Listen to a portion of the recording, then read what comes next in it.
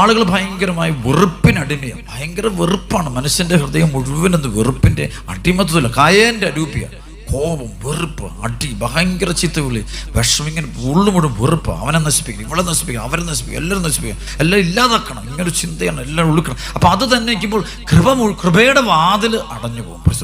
ദൈവകൃപയുടെ അനുഗ്രഹത്തിൻ്റെ വാതിൽ നമുക്ക് അടഞ്ഞു പോകും. അപ്പം അതുകൊണ്ട് നമ്മൾ ആ വാതിൽ തുറക്കപ്പെടണമെന്നുണ്ടെങ്കിൽ നമ്മൾ ആദ്യം നമ്മളെ വേദനിപ്പിച്ച മുഴുവൻ ആളോട് നമ്മൾ ക്ഷമിച്ച് പ്രാർത്ഥിക്കും. സർവ്വതോടെ ഹല്ലേലൂയ. നമ്മൾ പെട്ടെന്ന് എല്ലാ എനിക്ക് ആരോടും കൊടുക്കാൻ ഉദ്ദേശമൊന്നുമില്ല, ഞാൻ എല്ലാവരും ക്ഷമിച്ചത് ഇത് പറയുമ്പോൾ നമ്മൾ മറ്റുള്ളവർക്ക് കുറ്റം നമ്മൾ ആരോടാണ് ക്ഷമിക്കാത്തതെന്ന് വെച്ചാൽ ക്ഷമിച്ചോ എന്ന് കണ്ടുപിടിക്കാൻ വഴി ഞാൻ ഇന്നും നമ്മൾ ആരെക്കുറിച്ചെങ്കിലും കുറ്റം പറയുന്നുണ്ടെങ്കിൽ, രഹസ്യമായോ പരസ്യമായോ നമ്മൾ ആരെക്കുറിച്ചെങ്കിലും കുറ്റം പറയുന്നുണ്ടെങ്കിൽ അതിൻ്റെ അർത്ഥം ആ വ്യക്തിയിൽ നിന്നൊരു വിഷമം, ഒരു മുറിവ് നമ്മുടെ ഉള്ളിൽ കിടപ്പുണ്ട്. ആ വ്യക്തിയിലൂടെ ഉണ്ടായ ഒരു പ്രശ്നം നമ്മുടെ ജീവിതത്തിൽ കിടപ്പുണ്ട്. നമ്മൾ ആ വ്യക്തിയോട് ക്ഷമിച്ചിട്ടില്ല, നമ്മൾ ആ വ്യക്തിയോട് ക്ഷമ ചോദിച്ചിട്ടില്ല. അതുകൊണ്ടാണ് ഇപ്പോഴും നമ്മൾ ആ ആളുകളെ കുറിച്ച് കുറ്റം പറഞ്ഞുകൊണ്ടിരിക്കുന്നത്.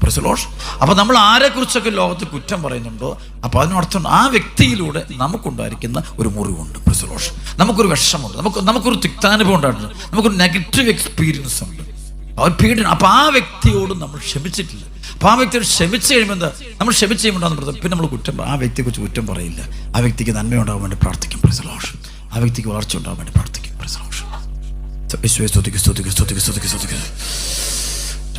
ഹല്ലേലൂയ.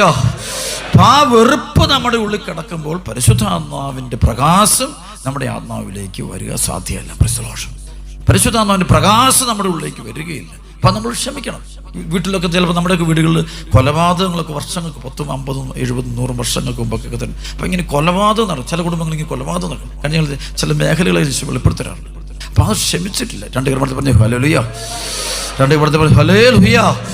ക്ഷമിക്കണം. നമ്മൾ അത്ര വലിയ ദുരന്തങ്ങളൊന്നും വേണം, നമ്മൾ ഒരുപാട് പീഡിപ്പിച്ച നശിപ്പിച്ച ക്ഷമിക്കണം. എന്നാൽ ഈശോയുടെ ഞാൻ കഴിഞ്ഞ ഞങ്ങൾ ഒരു പ്രാർത്ഥനാ ഗ്രൂപ്പിൽ ഇരുന്നപ്പോൾ എനിക്ക് അവരൊരു പ്രാർത്ഥനയിൽ ഒത്തിരി ഇഷ്ടപ്പെട്ട കാര്യം, അവർ ജപമാല ചൊല്ലുന്നതിനിടയിൽ ഈശോയുടെ പാപങ്ങൾ ക്ഷമിക്കണമെന്ന്, നരകാഗ്നി രക്ഷിക്കണമേ, എല്ലാ ആത്മാക്കളും പ്രത്യേകിച്ച് സഹായം ആവശ്യമില്ല ഒരു ശുശ്രൂഷത്തിലേക്ക് ആനയിക്കും. ഇത് പറഞ്ഞ ശേഷം അവർ പ്രാർത്ഥിക്കുന്നു, പിതാവേ ഇവർ ചെയ്യുന്ന ഇവർ അറിയുന്നില്ലെന്ന് ഇവരോട് ക്ഷമിക്കണമേ എന്നറിയിച്ചത്. ഈശോയെ ഞങ്ങളെ വേദനിപ്പിച്ച് മുഴുവൻ ആളുകളോട് ഞങ്ങൾ ക്ഷമിക്കുന്നു എന്ന് പറഞ്ഞിട്ടാണ് അവർ അടുത്ത രഹസ്യം ചൊല്ലുക. അപ്പോൾ എല്ലാം പ്രാർത്ഥനയിടയ്ക്ക് അവർ ഈശോ ചൊല്ലിയ പ്രാർത്ഥന, പിതാവേ ഇവർ ചെയ്യുന്നതെന്ന് ഇവർ അറിയുന്നില്ല, നീ ഇവരോട് ക്ഷമിക്കണേ. ഇവരെന്താണ് ഇവർ അറിയുന്നില്ല. അപ്പോൾ ഉള്ളുകൊണ്ട് ക്ഷമിക്കുകയാണ്, ക്ഷമ ചോദിക്കുന്ന സംഭവമാണ്. അപ്പോൾ ആ ക്ഷമിച്ച് ക്ഷമ ചോദിച്ചുകൊണ്ട് ഇവിടേക്ക് നിങ്ങൾ രോഗികളായ കുഞ്ഞുങ്ങളിൽ നിന്ന് വന്നിട്ടുണ്ടാകാം, രോഗികളായ അപ്പനെ, അമ്മയെ, ഭാര്യയെ, ഭർത്താവിനെ, കുടുംബത്തിലൊക്കെ ഉണ്ട്. അവിടെ കൃപ കൊടുക്കാൻ ബ്ലോക്കാൻ നിൽക്കുന്ന ഒറ്റ മേഖലയുള്ളൂ, എലമെൻ്റ് ഓഫ് ഫോർഗീവ്നെസ്. നമ്മൾ വളരെ ഗൗരവമാണ് ക്ഷമിച്ചു. അതുകൊണ്ട് എനിക്കൊന്ന് ഇത് നമ്മുടെ വിശുദ്ധീകരിക്കപ്പെടണമെങ്കിൽ ഒറ്റ വഴിയുള്ളൂ, നമ്മൾ ക്ഷമിക്കും.